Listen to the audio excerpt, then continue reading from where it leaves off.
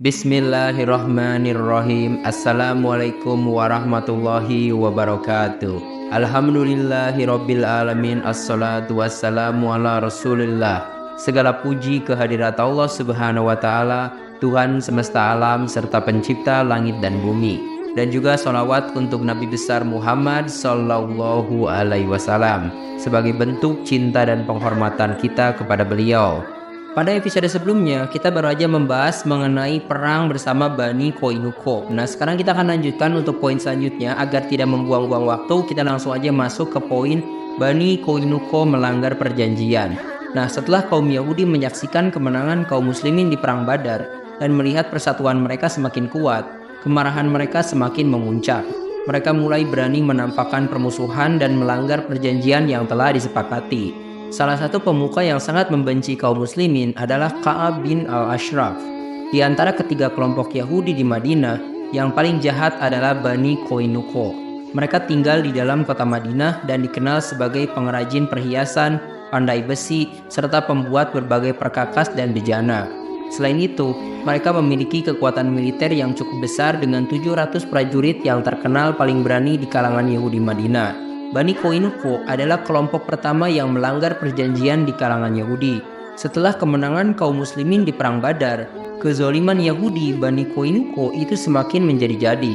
Mereka semakin gencar merongrong kaum muslimin dengan olok-olok, cemoohan, ejekan, dan berbagai gangguan, terutama di pasar. Mereka bahkan berani mengganggu wanita-wanita muslimah. Nah, melihat hal ini, Rasulullah mengumpulkan mereka, memberikan nasihat, dan juga menyeru mereka agar kembali kepada hidayah dan petunjuk Allah. Beliau juga memperingatkan mereka agar tidak menyulut api permusuhan dan tidak berbuat sewenang-wenang. Namun nasihat beliau tidak dihiraukan. Abu Daud dan yang lainnya meriwayatkan dari Ibnu Abbas bahwa ketika Rasulullah kembali ke Madinah setelah memperoleh kemenangan atas kafir Quraisy di perang Badar, orang-orang Yahudi berkumpul di pasar Bani Koinuko. Rasulullah bersabda kepada mereka, "Wahai orang-orang Yahudi, masuklah ke dalam Islam sebelum apa yang menimpa orang-orang Quraisy menimpa kalian." Mereka menjawab, "Wahai Muhammad, janganlah engkau terpedaya oleh dirimu sendiri yang telah berhasil membunuh beberapa orang Quraisy. Mereka adalah orang-orang bodoh dan tidak tahu cara berperang. Tetapi jika engkau memerangi kami, pasti kamu akan mengetahui bahwa kamilah pakarnya berperang."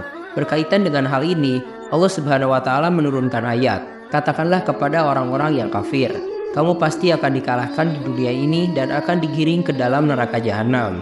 Dan itu tempat yang seburuk-buruknya. Sungguhnya telah ada tanda bagi kamu pada dua golongan yang telah bertemu bertempur. Segolong berperang di jalan Allah dan segolong lagi kafir yang dengan mata kepala melihat seakan-akan orang-orang muslimin dua kali jumlah mereka. Allah menguatkan dengan bantuannya siapa yang dikehendakinya. Sesungguhnya pada yang demikian itu terdapat pelajaran bagi orang-orang yang mempunyai mata hati." Al-Quran Surah Ali Imran ayat ke-12 sampai ke-13. Pernyataan orang-orang Yahudi ini menunjukkan keinginan mereka untuk berperang. Namun Rasulullah masih dapat menahan amarahnya dan kaum muslimin masih bisa bersabar. Mereka menunggu waktu yang tepat untuk bertindak. Kebiadaban Bani Koinuko semakin menjadi-jadi sehingga menimbulkan keresahan di Madinah. Mereka mempersempit ruang gerak kehidupan kaum muslimin dan menutup pintu-pintu kehidupan mereka. Ibnu Hisham meriwayatkan dari Abu Aun bahwa suatu hari seorang wanita muslimah Arab datang ke pasar Bani Koinuko dengan mengenakan jilbab. Wanita itu duduk di kedai tukang pengrajin perhiasan. Beberapa orang Yahudi berusaha menyingkap kerudung yang menutupi wajahnya, namun wanita itu menghindar. Mereka kemudian mengikat ujung bajunya sehingga ketika ia bangkit, auratnya tersingkap. Mereka mentertawakan kejadian itu, dan wanita tersebut berteriak. Seorang laki-laki muslim yang ada di sana segera melompat dan membunuh Yahudi yang mengganggu wanita itu. Orang-orang Yahudi lainnya mengikat dan membunuh laki-laki tersebut. Kabar ini segera tersebar luas dan kaum muslimin pun bersiap untuk menyerang Yahudi Bani Koinuko. Nah, sekarang di sini kita akan langsung lompat kepada poin pengepungan Bani Koinuko. Jadi kemarahan Rasulullah tidak dapat dibendung lagi setelah mendengar kelancangan dan pelanggaran Bani Koinuko. Beliau segera mengangkat Abu Lubabah bin Abu Mundhir sebagai wakil di Madinah, lalu memerintahkan Hamzah untuk membawa bendera Islam. Tentara kaum muslimin segera dikerahkan menuju Bani Koinuko. Nah, Bani Koinuko itu memilih bertahan di benteng pertahanan mereka. Rasulullah kemudian mengepung benteng tersebut dengan ketat pada hari Sabtu pertengahan bulan Syawal tahun kedua Hijriah. Pengepungan berlangsung selama 15 hari hingga masuk bulan Zulqaidah. Allah Subhanahu wa taala menyusupkan rasa gentar ke dalam hati orang-orang Yahudi yang mengakibatkan mereka menyerah kepada keputusan Rasul untuk berbuat apapun terhadap diri mereka, harta, para wanita, dan keluarga mereka. Rasulullah memerintahkan untuk menghabisi mereka, dan pasukan muslimin siap melaksanakan perintah tersebut. Namun Abdullah bin Ubay bin Salul, seorang tokoh munafik, mendesak Rasulullah untuk memaafkan Bani Qainuqa karena mereka merupakan sekutu Khazraj. Rasulullah SAW awalnya tidak menghiraukannya, tetapi Abdullah bin Ubay terus mendesak dan memasukkan lengannya ke saku baju besi Rasulullah, memaksa beliau untuk berbuat baik kepada sekutunya. Dengan wajah merah padam, Rasulullah meminta Abdullah bin Ubay untuk melepaskannya, tetapi dia tetap mendesak. Akhirnya Rasulullah mengabulkan desakan Abdullah bin Ubay dan bermurah hati kepada Bani Qainuqa. Mereka diperintahkan untuk meninggalkan Madinah sejauh-jauhnya dan tidak boleh bertetangga lagi dengan kota Madinah. Bani Qainuqa kemudian pergi hingga sampai ke perbatasan kota Syam, di mana banyak dari mereka yang binasa. Rasulullah menahan harta mereka.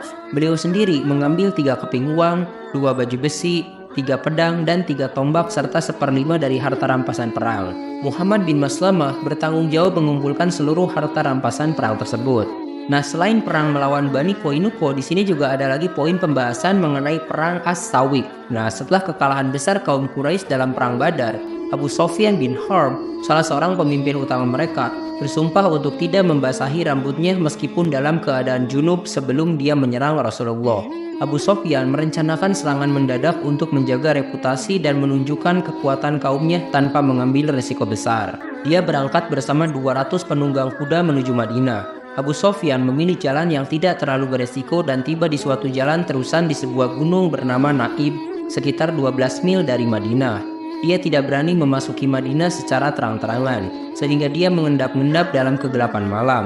Abu Sufyan mendatangi rumah Huyai bin Akhtab, tapi ditolak karena takut. Kemudian dia mencari rumah Salam bin Mitskam, seorang pemimpin Yahudi Bani Nadir yang memegang seluruh kekayaan Bani Nadir. Nah, setelah diizinkan masuk, Abu Sufyan disuguhi makanan dan juga arak. Dia meminta agar kedatangannya dirahasiakan sebelum kembali akhir malam. Setelah itu, Abu Sufyan mengutus beberapa orang pilihannya untuk pergi ke arah Madinah, di mana mereka membabat pohon-pohon yang membakar pagar-pagar pohon kurma. Mereka bertemu dengan seorang Ansor dan rekannya, yang kemudian dibunuh juga. Setelah melakukan serangan ini, mereka kembali ke pasukan mereka. Kabar penyerangan ini segera sampai kepada Rasulullah, yang segera mengerahkan pasukannya untuk mengejar Abu Sufyan dan pasukannya. Namun mereka telah meninggalkan tempat persembunyiannya. Dalam upaya mempercepat perjalanan, pasukan Quraisy meninggalkan bekal mereka berupa tepung makanan atau sawik. Di samping itu, Rasulullah dan pasukannya mengejar mereka hingga ke Korporatul Qadr, tetapi gagal mengejar mereka. Rasulullah dan pasukannya pun kembali dengan membawa tepung gandum yang tadi, yang ditinggalkan oleh Abu Sufyan dan pasukannya, sehingga perang tersebut dikenal dengan Perang Sawiq. Perang ini terjadi pada bulan Zulhijjah tahun kedua Hijriah, 2 bulan setelah Perang Badar. Selama pengejaran ini, Rasulullah menyerahkan urusan Madinah kepada Abu Lubabah bin Abdul Mundir. Nah, Perang As-Sawiq merupakan salah satu dari serangkaian upaya kaum Quraisy untuk menekan kaum muslimin setelah kekalahan mereka di Perang Badar. Namun serangan ini menunjukkan betapa sulitnya kaum Quraisy melawan kekuatan dan ketahanan kaum muslimin di Madinah. Nah, selain 2 perang yang tadi, di sini juga ada lagi perang yang disebut Perang Dhi Amr. Nah, Perang Dhi Amr itu terjadi pada bulan Muharram tahun ketiga Hijriah. Nah, penyebab perang ini adalah laporan yang dibawa oleh mata-mata Rasulullah. Mereka melaporkan bahwa sebagian besar dari Bani Salabah dan Bani Muharib sedang bersatu untuk melakukan penyerbuan ke wilayah-wilayah Madinah. Menanggapi ancaman ini, Rasulullah segera menyiapkan pasukan yang terdiri dari 450 prajurit. Beberapa dari mereka menaiki tunggangan, sementara sebagian lainnya berjalan kaki. Sementara Madinah ditinggalkan di bawah tanggung jawab Utsman bin Affan. Pasukan muslim memergoki seorang dari Bani Salabah yang bernama Jubar. Dia dihadapkan kepada Rasulullah yang kemudian mengajaknya untuk masuk Islam. Jubar menerima ajakan itu dan masuk Islam. Rasulullah lalu memerintahkan Jubar untuk mendampingi Bilal sebagai petunjuk jalan menuju wilayah musuh. Nah, ketika pihak musuh mendengar kedatangan pasukan muslim, mereka terpencar ke puncak-puncak gunung. Rasulullah dan pasukannya tiba di tempat berkumpulnya musuh, yaitu di sebuah sumber mata air bernama Dhi Amr. Nah, pasukan muslim berhasil menguasai tempat tersebut. Jadi Rasulullah SAW dan pasukannya menetap di Dhi Amr selama sebulan penuh, yaitu pada bulan Safar tahun ketiga Hijriah. Tujuan dari penetapan ini adalah untuk memperlihatkan kekuatan pasukan muslimin, yang bertujuan untuk menumbuhkan rasa gentar dan segan bagi bangsa Arab terhadap kaum muslimin. Penampilan kekuatan ini diharapkan bisa mencegah serangan dan mengurangi ancaman dari berbagai suku di sekitarnya. Setelah sebulan penuh menunjukkan kekuatan dan keberadaan mereka di Dhyamar, Rasulullah dan pasukannya kembali ke Madinah, dan perang Dhyamar berakhir tanpa terjadi pertempuran besar, namun berhasil memperlihatkan kekuatan kaum muslimin dan mencegah serangan dari Bani Thalabah dan Bani Muharib. Nah, sekarang kita akan lanjutkan kepada cerita yang lumayan seru nih. Masih ingat gak mengenai orang Yahudi yang sangat membenci Islam dan kaum muslimin yang tadi kita bahas? Itu yang bernama Ka'ab bin al-Ashraf. Nah, di poin ini kita akan membahas mengenai kisah terbunuhnya beliau. Jadi ia itu sering mengajak orang untuk membunuh Rasulullah dan memerangi kaum muslimin. Ka'ab berasal dari kabilah Sa'i bin Nabhan dan ibunya berasal dari Bani Nadir. Dia adalah seorang yang kaya, dikenal suka berbuat baik kepada orang-orang Arab, dan juga seorang penyair terkenal di kalangan Yahudi. Nah, ketika mendengar kemenangan kaum muslimin dalam perang Badar dan terbunuhnya para pemuka Quraisy, Ka'ab terkejut dan berkata bahwa jika Muhammad mengalahkan mereka, maka lebih baik mati daripada hidup. Setelah memastikan kebenaran berita tersebut, Ka'ab segera mengejek Rasulullah dan memuji kaum kafir Quraisy, mengajak mereka untuk memerangi kaum muslimin. Ka'ab bahkan pergi ke Mekah untuk menghasut kaum Quraisy dengan menyandungkan syair-syair yang meratapi korban-korban Badar dan membangkitkan semangat mereka untuk melawan kaum muslimin. Nah, ketika di Mekah, Abu Sufyan dan orang-orang musyrik itu bertanya kepadanya tentang mana yang lebih benar, agama mereka atau agama Muhammad. Ka'ab dengan terang-terangan mengatakan bahwa agama mereka lebih lurus. Atas hal ini Allah Subhanahu wa taala menurunkan firman-Nya dalam Al-Qur'an surah An-Nisa ayat ke-51 yang mengecam tindakan Ka'ab dan orang-orang seperti dia. Nah, setelah kembalinya ke Madinah, Ka'ab melanjutkan aktivitas mencela dan menjelek-jelekan kaum muslimin dengan syair-syairnya, bahkan menghina istri-istri sahabat Rasulullah. Mengetahui hal ini, Rasulullah bertanya dengan kaum muslimin, siapa yang berani menghadapi Ka'ab bin al-Ashraf? Sesungguhnya dia telah menyakiti Allah dan Rasul-Nya. Beberapa sahabat maju ke depan, termasuk Muhammad bin Maslamah, Abbad bin Bashar, Silkan bin Salamah, Al-Harits bin Aus, dan Abu Abbas bin Jabar. Nah, Muhammad bin Maslamah menyusun taktik dengan berpura-pura tidak suka terhadap Rasulullah dan meminta pinjaman kepada Ka'ab. Silkan bin Salamah juga ikut serta dalam rencana ini, berpura-pura memiliki masalah yang sama dan meminta agar Ka'ab merahasiakan pertemuan mereka. Pada malam bulan purnama 14 Rabiul Awal tahun ketiga Hijriah, kelompok muslimin ini mendatangi benteng Ka'ab bin al-Ashraf. Ka'ab yang sedang bersama istrinya mendengar panggilan dari Silkan bin Salamah dan turun dari benteng setelah berdandan dan memakai wewangian. Silkan bin Salamah berpura-pura terpesona oleh wewangian rambut Ka'ab dan meminta mencium rambutnya beberapa kali. Ketika Silkan merasa yakin dengan pegangannya, dia memberi isyarat kepada rekan-rekannya untuk menyerang. Pasukan muslimin segera menyerang Ka'ab. Muhammad bin Maslamah berhasil menikam Ka'ab hingga tewas. Meski Ka'ab sempat berteriak keras, kelompok muslimin segera melarikan diri. Meskipun Al-Harits bin Aus terluka, mereka berhasil kembali ke Madinah dengan membawa kepala Ka'ab sebagai bukti keberhasilan misi mereka. Rasulullah SAW menyambut mereka dengan takbir dan memuji Allah atas keberhasilan tersebut. Beliau meludahi luka Al-Harits yang kemudian sembuh seketika. Kematian Ka'ab bin al-Ashraf menimbulkan ketakutan di kalangan Yahudi dan musuh-musuh Islam di Madinah. Mereka menyadari bahwa Rasul tidak segan-segan menunjukkan kekuatan terhadap siapapun yang mengancam keamanan dan tidak menghormati perjanjian. Dengan demikian, tindakan Rasulullah dalam menghadapi ancaman dari luar Madinah berhasil membuat orang-orang Muslim merasa lebih aman. Nah, sekarang kita akan masuk kepada pembahasan terakhir sebelum nanti perang Uhud yang akan kita bahas di video selanjutnya. Di sini ada poin bernama invasi Bahran. Jadi ini adalah salah satu ekspedisi militer yang dilakukan oleh Rasulullah dengan mengerahkan sebanyak 300 prajurit. Invasi ini dilakukan pada bulan Rabiul Awal dan berlangsung di daerah yang bernama Bahraj di Hijaz. Tujuan dari invasi ini adalah untuk menduduki wilayah tersebut. Rasulullah bersama pasukannya menetap di Bahran hingga bulan Rabiul Awal berakhir. Memasuki bulan Rabiul Awal, Rasulullah memutuskan untuk kembali ke Madinah. Tidak ada bentrokan fisik yang terjadi selama invasi ini. Pasukan muslimin hanya menunjukkan kehadiran mereka untuk memperlihatkan kekuatan dan kesiapan mereka dalam menghadapi potensi ancaman.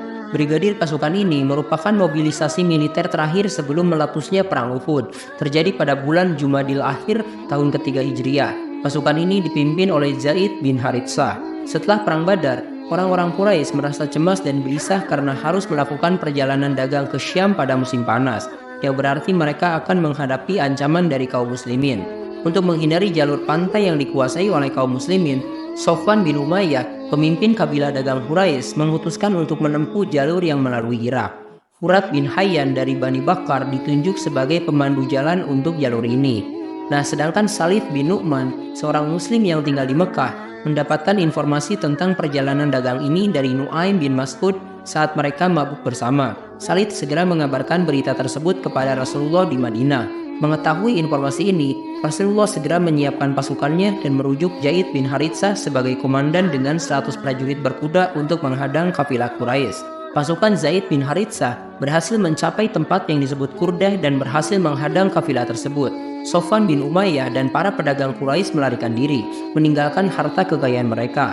Pasukan muslimin berhasil menawan beberapa orang, termasuk Furat bin Hayyan yang kemudian masuk Islam di hadapan Rasulullah.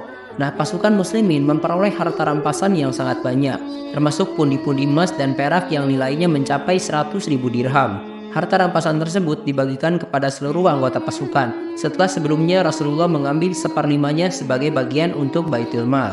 Peristiwa ini menjadi bencana besar bagi kafir Quraisy yang merasa semakin tertekan dan resah. Mereka dihadapkan pada dua pilihan, mengibarkan bendera damai kepada kaum muslimin atau berperang habis-habisan untuk mengembalikan reputasi dan kejayaan mereka.